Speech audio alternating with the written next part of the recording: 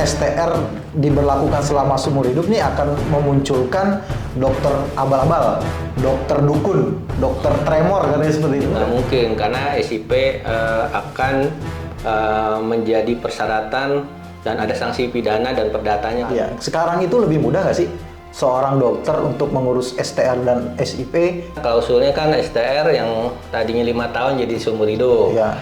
SIP tetap 5 tahun ya. Tapi sebetulnya secara operasional jauh lebih sulit. Ini berdampak nggak sih dengan pelayanan kepada masyarakat terkait dengan kebutuhan terhadap dokter gitu? Masyarakat akan terdampak ketika proses administrasi jadi yang diharapkan mudah ternyata tidak mudah.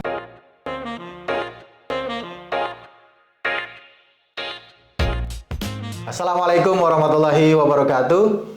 Kembali lagi di YouTube channel Halo Pengacara. Apa kabarnya sahabat Halo Pengacara? Semoga dalam keadaan sehat walafiat ya. Dan pada kesempatan kali ini spesial kita bersama Ketua Ikatan Dokter Indonesia Jakarta Pusat, Dr. Hasnim Fadli, yang selain dokter juga ternyata punya latar belakang hukum, sarjana hukum, calon sarjana hukum begitu ya. Amin gitu ya. Jadi menarik nih. Jadi kita diskusinya selain perspektifnya tentang kesehatan juga ada hukum-hukumnya gitu ya.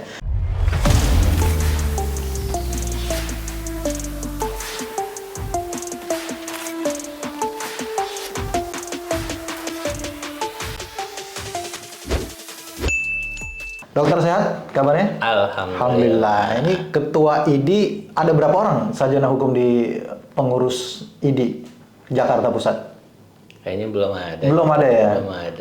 Baru dokternya calon ya, sarjana hukum ya? Mudah-mudahan tahun ini ada lebih dari 5 orang mudah-mudahan. Masya Allah, ini makin mantap nih di Jakarta Pusat nih. Kita insya Allah nanti akan buat series ya tentang hukum kesehatan bersama dengan ID Jakarta Pusat. Ini ada beberapa isu dok yang jadi pertanyaan masyarakat juga nih, masyarakat awam yang mungkin juga belum memahami, belum mengerti terkait dengan kemarin kan rame polemik ya terkait dengan Undang-Undang Omnibus Kesehatan ya, nomor 17 tahun 2023 gitu ya.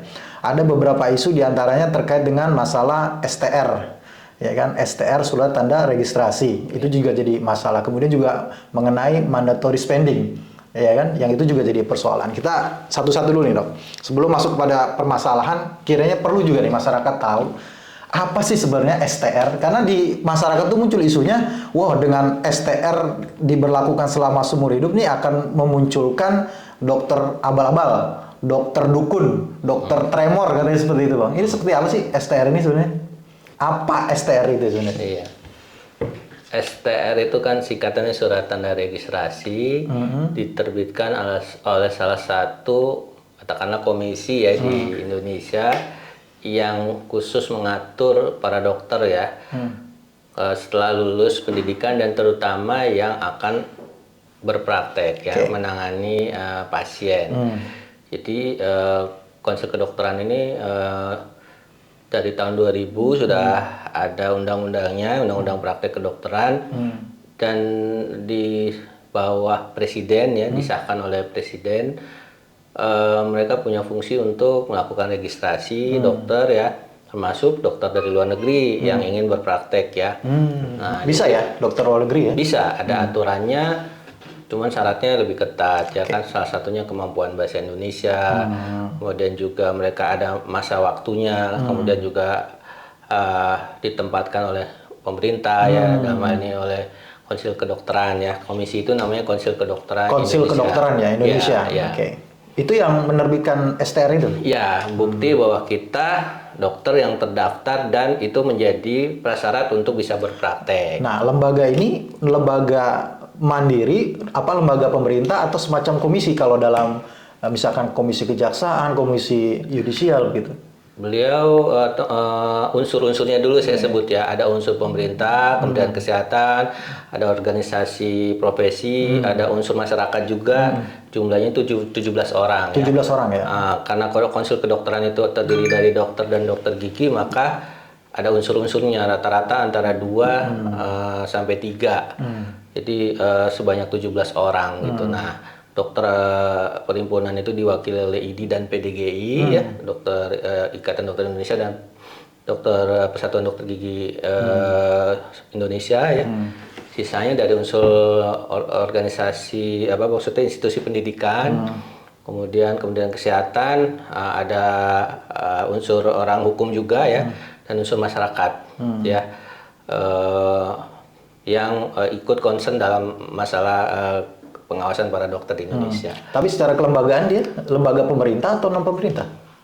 Lembaga pemerintah. Lembaga pemerintah. Lembaga pemerintah karena bertanggung jawab kepada presiden. Oke, kembali ke isu tentang STR ini, Dok. STR ini kan sebelumnya apa perbedaannya dengan yang sekarang yang dikatakan dalam Undang Kesehatan itu berlaku seumur hidup, Dok? Ya, ini perannya kalau dulu surat tanda registrasi itu selain fungsi untuk mencatat, juga fungsi untuk mengawasi ya, pengawasan di mana setiap 5 tahun itu akan dievaluasi kelayakan untuk dapat berpraktek kembali. Diperpanjang gitu maksudnya? Iya, jadi 5 tahun masa keluar surat itu harus diperpanjang. Nah, untuk memperpanjang itu harus memenuhi beberapa syarat, diantaranya persyaratan kelayakan dalam mengumpulkan nilai ya atau kredit. Salah satunya itu kredit dalam bidang pelayanan, mengikuti kegiatan ilmiah, pengabdian masyarakat gitu ya. Nah, itu semua disebut dengan yang namanya SKP ya. SKP ya. Sistem Satuan Kredit Profesi.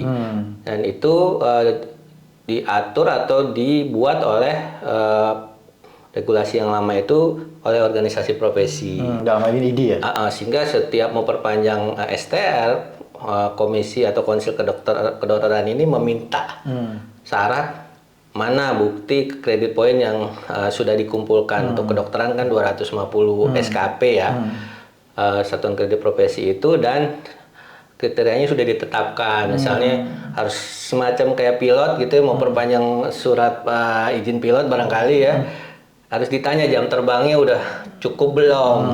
Jangan-jangan dia bikin STR buat SIP tapi nggak pernah praktek. Nggak pernah praktek gitu ya? Otomatis kan akan berisiko terhadap standar kompetensi yang dia punya, apakah layak untuk menyentuh pasien. Iya. Karena itu dipersyaratkan satuan-satuan kredit itu harus dipenuhi.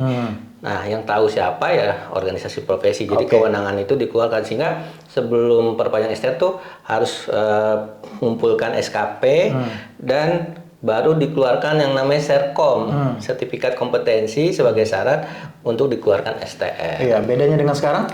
Sekarang proses pengurusan STR itu tidak lagi dievaluasi per 5 tahun, cukup sekali. Sekali, misalnya kita udah lulus, ya langsung otomatis punya STR, mungkin tanpa syarat kecuali hanya syarat-syarat yang mudah.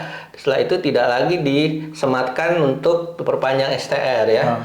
Kalau sekarang misalnya sudah keluar di undang-undang yang baru bahwa dokter yang sudah berpraktek dan dia akan habis, dia bisa perpanjang STR dengan catatan belum lewat 2 bulan dari habisnya STR, bisa langsung dapat STR perpanjang. Nah, yang jadi masalah kalau misalnya setelah itu, setelah orang dapat STR seumur hidup, otomatis nggak akan ada evaluasi, ya kan? Dari sisi pengawasan tidak lagi dilakukan oleh konsil kedokteran gitu ya. Ternyata dipikir oleh teman-teman nakes atau dokter itu nggak akan ada lagi tuh pengecekan kompetensi. Oh, udah bebas. Jadi ntar mau jadi dokternya kayak apa terserah gitu. Itu kan dalilnya adalah argumentasinya merepotkan, 5 tahun sekali, menghambat. Padahal itu katanya hanya administrasi begitu ya? Iya, padahal sifatnya sebetulnya lebih mudah karena apa? STR itu kan sekali keluar satu STR berlaku untuk 3 tempat praktek. Ya kan, kalau undang-undang yang dulu. Yang lama sekarang nih tanda tanya lagi nih. Belum diatur nih, Pak. Belum diatur karena bunyi undang-undang tentang 3 tempat itu tidak disebutkan lagi. Nah, kalau nanti tetap 3 tempat praktek, maka akan jadi syarat setiap ngurus praktek tentang kompetensi tadi, kredit poin itu akan dijadikan syarat untuk memenuhi kriteria bisa dapat izin praktek. Persoalannya adalah kalau dulu kita cuma sekali repot, sekarang bisa minimal 3 kali repot. 3 kali repot ya. Bagi dokter yang ngurus 3 SIP. Nah, sekarang orang bertanya nih, perbedaannya apa sih antara STR dengan SIP? STR surat tanda registrasi, satu sisi ada surat izin praktek. Apa kaitannya? Apa perbedaannya? Ya, jadi kalau STR itu hanya mengawasi personnya, profil dokternya. Sementara kalau SIP itu terkait dengan lokasi penugasannya. Itu akan nanti berhubungan dengan distribusi, sehingga penempatan dokter di suatu wilayah terlihat dari SIP-nya itu. Gitu.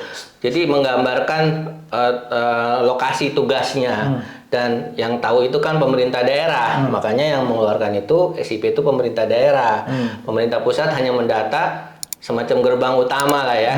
Nanti kalau di dalamnya ada kalau kita punya villa gitu, ada bungalow-bungalow-nya, nanti yang nempatin tuh pemerintah daerah. Tugas di sini, di sini, di sini. Jadi pengaturan fungsi distribusinya ada di SIP itu. Nah, mungkin nggak seorang dokter yang praktek itu hanya punya STR aja atau hanya punya SIP saja, Dok? Rasanya kalau aturan yang dulu ya itu tidak, karena hampir semuanya sepakat, termasuk pemerintah daerah waktu itu berpatokan pada Undang-Undang Praktek Kedokteran. Sekarang kan udah dihapus. Itu syaratnya harus punya STR dan satu lagi ada referensi, rekomendasi namanya, kelayakan dari sisi penilaian peer group, organisasi profesi yang ditunjuk. Jadi misalnya seorang dokter mau berpraktek, ada kelompok komunitas para dokter yang ngasih referensi, karena kan yang tahu sepak terjang seseorang profesional kan teman sejawatnya ya, peer groupnya. Nah dulu disyaratkan 2 selain STR adalah gitu, rekomendasi ini. Jadi nggak mungkin kalau orang berpraktek langsung SIP tanpa ada STR, kecuali ya di bawah tangan. Kalau STR doang juga nggak mungkin kan? STR doang dia berpraktek hanya dengan bermodalkan STR aja nggak mungkin juga? Nggak mungkin, karena SIP akan menjadi persyaratan dan ada sanksi pidana dan perdatanya. Nah itu dia, makanya kembali ke isu yang pertama tadi, Dok. Seseorang yang STR-nya diperpanjang seumur hidup, kemudian akan muncul nanti isunya dokter abal-abal segala macam, kayaknya nggak mungkin, karena harus ada SIP kan? Ya. Yang mendasari itu kan, nggak hanya STR doang kan ya? Artinya seorang dokter yang praktek itu selain punya STR, juga dia harus punya SIP gitu kan? Iya, betul. Jadi kalaupun diperpanjang seumur hidup, kalau SIP-nya diurus terus diperpanjang kan, kalau nggak salah per 5 tahun ya. Artinya kemungkinan ada dokter-dokter yang abal-abal juga bisa diminimalisasi tentunya gitu, Dok. Bisa dengan catatan ada pihak yang mengawasi. Nah, tadi kan kembali ya, kalau di undang-undang yang lama itu kan STR persyaratannya ada satuan kredit gitu ya, poin gitu ya mungkin ya. Nah, di dalam yang sekarang ini kemana? Masih adakah persyaratan itu? Nah, ini lagi hangat di kalangan profesional, khususnya para dokter. SKP ini akan coba didesain oleh pemerintah. Soalannya pemerintah selama ini belum mempersiapkan secara matang proses transisi. Artinya pemerintah selama berlakunya undang-undang praktek kedokteran itu terima beres lah dari OP yang menyusun ya kan kriteria-kriteria. Nah, ketika mau diambil alih secara cepat dengan menerbitkan undang-undang ini dan menghapus undang-undang sebelumnya ya, lain ceritanya kalau undang-undangnya tetap masih ada ya. Pemerintah punya fase transisi, pemerintah tidak punya waktu untuk mendesain itu versi pemerintah. Ini nanti ujung-ujungnya ya yang membuat versi organisasi profesi juga yang diajak. Mungkin walaupun judulnya yang diundang bukan atas nama ID, tapi orang-orang yang ngerti itu biasanya yang di P2KB ya, pendidikan kedokteran berkelanjutan ya. Itu yang ngerti tentang penyusunan SKP, termasuk juga di perhimpunan-perhimpunan spesialis. Jadi ini belum ada nih regulasinya. Regulasi versi pemerintah sedang disusun, tapi saya rasa ini butuh waktu, takes time, karena setiap organisasi perhimpunan spesialis, misalnya kan yang paling banyak cabang ilmunya spesialis, itu dokter paru, dokter jantung, dokter kandungan, dokter saraf, itu punya ini persyaratan Ya sama kayak pilot misalnya, pilot pesawat tempur kan nggak sama kan sama pilot pesawat komersial kan, jam terbangnya harus bagaimana, harus ke bandara mana aja ya kan, terus terbangnya berapa jam segala macam nggak sama. Nah itu apa mungkin bisa disusun oleh pemerintah sementara program studi atau perhimpunan spesialis itu lebih dari 30. Nah, pertanyaannya pemerintah punya nggak resource-nya? Karena rasanya belum ada seperti itu disiapkan oleh pemerintah. Iya. Untuk sementara ini berarti gimana dong? Nggak pakai itu dulu dong? Nggak pakai satuan kredit itu dong untuk penerbitan surat izin praktiknya dong, Dok? Sampai saat ini kan di Undang-Undang Kesehatan yang baru itu ada masa transisi. Jadi masih dipakai lah SKP-nya organisasi profesi masih dipakai. Masih diberlaku walaupun nggak bilang begitu, tapi pemerintah nggak berani melarang penerbitan SKP itu, dan buktinya memang penerbitan STR seumur hidup pun misalnya kita udah habis STR-nya tetap mensyaratkan SKP gitu. SKP versi siapa ya? Versi yang lama. Walaupun nggak berani bilang pakai SKP ID gitu ya, tapi SKP yang lama itu tidak dihapuskan. Masih dipakai oleh KKI. Iya. Sekarang itu lebih mudah nggak sih seorang dokter untuk mengurus STR dan SIP di undang-undang yang baru ini, di undang-undang Omnibus Kesehatan ini dibandingkan dengan undang-undang yang lama, Dok? Ya janji pembuat kebijakan gitu kan, dengan undang-undang baru akan lebih mudah. Karena klausulnya kan STR yang tadinya 5 tahun jadi seumur hidup. SIP tetap 5 tahun ya. Tapi sebetulnya secara operasional jauh lebih sulit. Kenapa? Apa yang membuat sulit? Kalau dulu kita dengan STR sekali, kita akan mendapatkan 3 kopian syarat dokumen STR untuk termasuk SKP tadi ya? Untuk 3 SIP. Jadi kita capeknya cuma waktu ngurus STR. Sekarang STR udah nggak capek, tapi ketika nanti ngurus SIP, maka syarat SKP itu tentu akan jadi disematkan di SIP tadi. Itu yang lebih capek ya justru ya? Lebih capek karena kalau dulu cuma sekali hanya berurusan dengan STR, sekarang kalau masih aturannya masih 3 SIP, setiap ngurus SIP kita akan berurusan dengan SKP 3 SKP dong ya? Iya, 3 kali pemeriksaan SKP gitu. Teknisnya seperti apa kita belum tahu karena kita nggak punya pengalaman. Tapi orang kadang berpraktik bisa lebih dari bikin SIP bisa lebih dari 3 kali. Misalnya satu tempat dia berhenti, pindah ke tempat lain, kan berarti dia bisa 4 tempat atau lebih. Jadi capeknya bisa berkali-kali gitu. Dulu kita hanya capek mendapatkan STR, tapi untuk sekaligus tidak 3 SIP. Nanti baru kita butuh, kita pakai STR 1 untuk SIP 1, 2, dan 3. Kalau memang kita nggak mau repot, cukup SIP 1. Tapi kita nggak repot lagi ditanya SKP, karena hanya 5 tahun sekali ditanya SKP. Setelah 5 tahun kita berpraktek mau berapapun tempat, tetap yang ditanya hanya 1 SKP, 1 STR maksud saya. Sekarang dengan undang-undang baru, benar nggak sih, Dok, kalau sebelumnya dokter itu tanda kutip diatur oleh OP, organisasi profesi, sekarang diatur oleh pemerintah gitu, Dok? Arahnya demikian. Jadi pemerintah bilang government must be governed gitu ya. Itu sebetulnya udah dari dulu pun begitu gitu. Partisipasi komunitas, organisasi kemasyarakatan, organisasi profesi itu yang mendukung, menunjang ya, dan selama ini kita nggak pernah ada masalah. Ya. Cuman keinginan untuk seperti membuat sesuatu jadi simpel itu harus didorong oleh observasi di lapangan juga gitu. Jangan trial by error gitu kan. Harus ada studinya dulu sebetulnya. Mana yang salah gitu. Jangan hanya misalnya ada tembok yang retak, ya kan, pintu yang goyang, terus kita rubuhin rumahnya. Akhirnya butuh effort besar. Ternyata begitu rumahnya rubuh nggak bisa ngebangun lagi. Akhirnya nyari tukang yang lama juga kan, suruh ngerapin. Padahal kita udah punya kamar-kamar, udah punya ruang duduk, udah punya alur. Kalau tamu datang gimana, mulai dari masuk sampai keluar. Karena nggak puas lihat pintu reot, jendelanya copot, dia rubuhin aja. Nah tadi yang tempat proses yang alur yang udah orang apalin tiap ke rumah kita hampir tiap hari nongol terus. Dirubuhin jadi bingung. Ini kita nanti pintunya lewat mana? Gitu masuk ya? Lewat mana, keluar lewat mana? Terus di dalam apa aja yang harus dikerjain? Sampai sekarang masih pada bingung. Masih pada bingung ya. Iya, ini kan undang-undang kesehatan, Omnibus Kesehatan ini kan sebenarnya juga harusnya fokusnya pada kesehatan masyarakat begitu ya, Dok ya. Yang jadi pusat perhatian tidak hanya bicara tentang bagaimana dokter gitu ya. Betul. Nah, sekarang kaitannya antara STR dan SIP yang sekarang masih dalam polemik gitu lah, masih dalam yang diperjuangkan juga oleh ID. kaitannya dengan masyarakat ini berdampak nggak sih dengan pelayanan kepada masyarakat terkait dengan kebutuhan terhadap dokter gitu? Ya, pada akhirnya nanti masyarakat akan terdampak ketika proses administrasi jadi yang diharapkan mudah ternyata tidak mudah. Terutama untuk daerah-daerah yang satu dokternya sedikit, ya. Yang kedua administrasinya masih belum digital, ya kan. Yang ketiga juga adalah kita nggak akan mudah mendapatkan dokter dengan spesialisasi yang langka.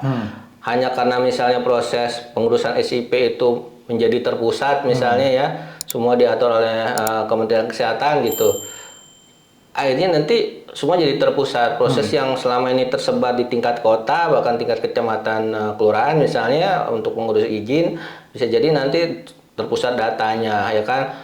Dan yang paling sulit itu adalah setelah ini fungsi pengawasan yang tadinya dalam bentuk pemberian rekomendasi atau referensi OP yang juga selama ini dipercaya oleh pemerintah daerah untuk menerbitkan SIP itu tidak ada lagi. Jadi siapa nanti yang mengawasi? Karena syaratnya cuma syarat semacam checklist doang. Kalau checklist itu hanya berupa kegiatan-kegiatan, tapi nggak ada referensi etikanya gimana.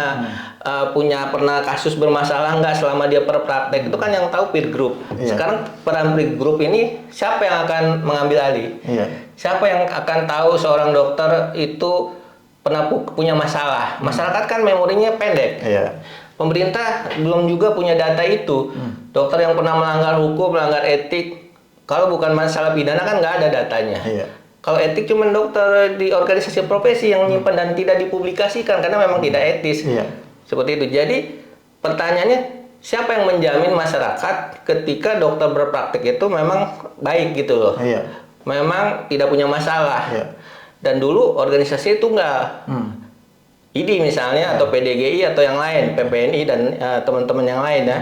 Ketika ada masalah bisa dipanggil gitu organisasi profesi. Karena kami punya datanya. Sekarang nggak ada kewajiban untuk menjadi anggota IDI lagi misalnya. Karena umumnya orang bergabung menjadi OP karena tadi menjadi syarat. Sehingga otomatis harus ikut. Sekarang nggak ada syarat berarti tanggung jawab otomatis murni di tangan pemerintah. Kalau tadi dibilang dokter bahwa ini adalah masa transisi ya, kan bisa jadi dimungkinkan penerbitan SIP misalkan itu tertunda dong dok. Ada dimungkinkan, misalkan dalam masa transisi ini tadi dokter bilang mungkin dari segi kesiapan pemerintah belum siap untuk memberikan tadi SKP lah segala macam. Ini bisa berdampak juga dong tentunya pada tertundanya pelayanan kesehatan kepada masyarakat dok. Bisa jadi karena misalnya untuk penerbitan STR seumur hidup pemerintah tidak segera menurunkan PP-nya, itu kan akan menunda pegangannya ya. Akan jadi persoalan ketika Dinas Kesehatan diminta melakukan pembinaan, pencatatan dan sebagainya, tapi teknisnya tidak terbit. Akhirnya menimbulkan ketidakpastian ya. Sehingga banyak pertanyaan-pertanyaan yang beredar gitu.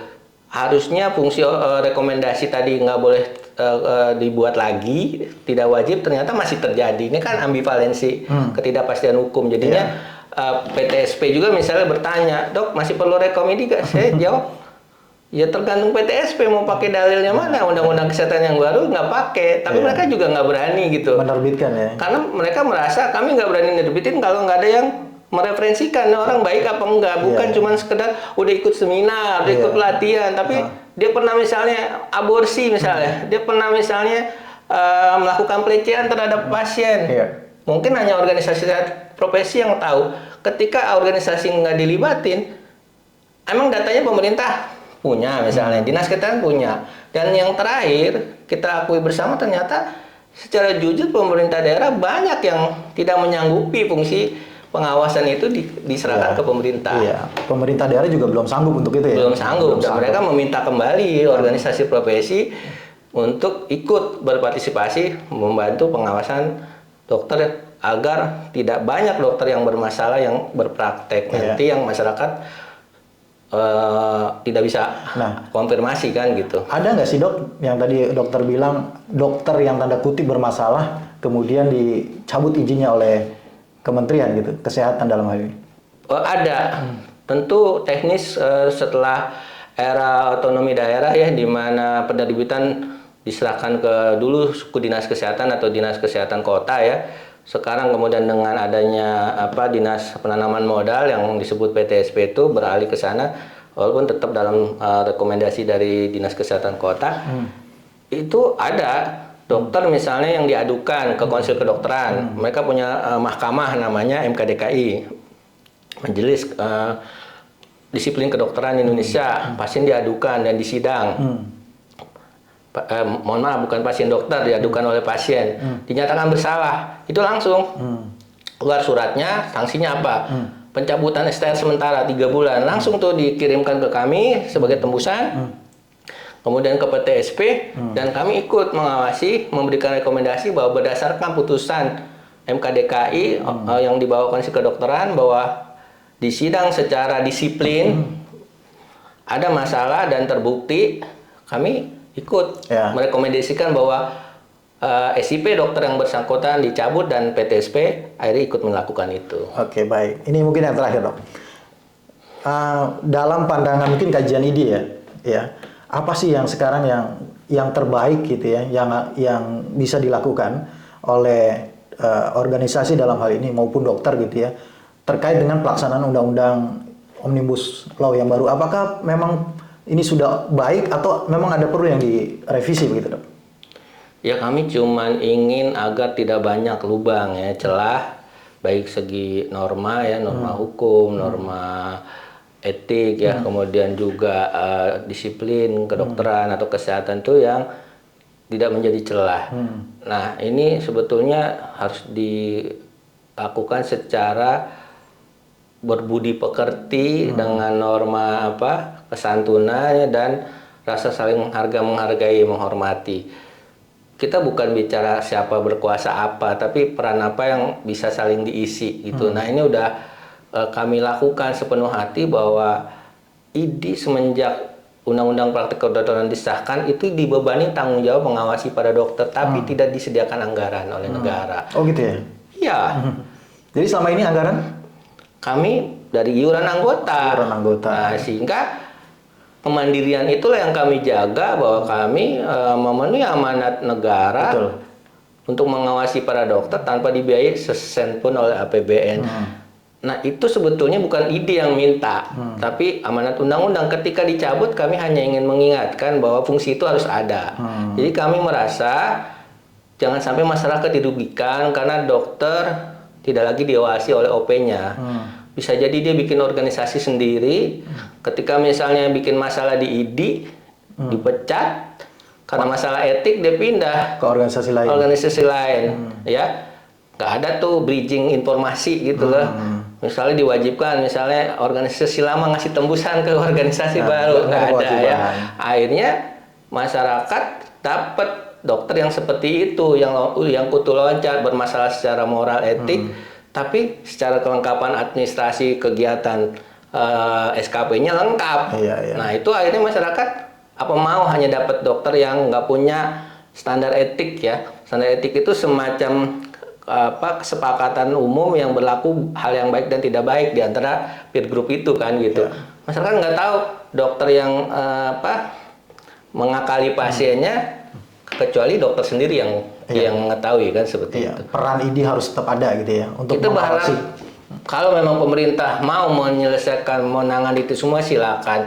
Tapi kami siap bekerja sama kalau itu masih diberikan tanggung jawab kepada kami, dan itu menjadi beban sebetulnya. Kalau suruh milih mudah, kami pilih tidak terlibat. Tapi karena kita ingin Indonesia menjadi punya tanggung jawab moral, kami ingin diberikan juga kesempatan ikut mengawasi para teman sejawat kita juga. Baik, makasih Pak Dokter atas kesempatannya pada episode pertama nih ya, hukum tentang kesehatan, series hukum tentang kesehatan. Makasih Dokter atas waktunya. Makasih juga sahabat Halo Pengacara yang sudah menyaksikan video ini sampai dengan selesai. Jangan lupa dukung terus Halo Pengacara, nyalakan loncengnya, dan salam Halo Pengacara.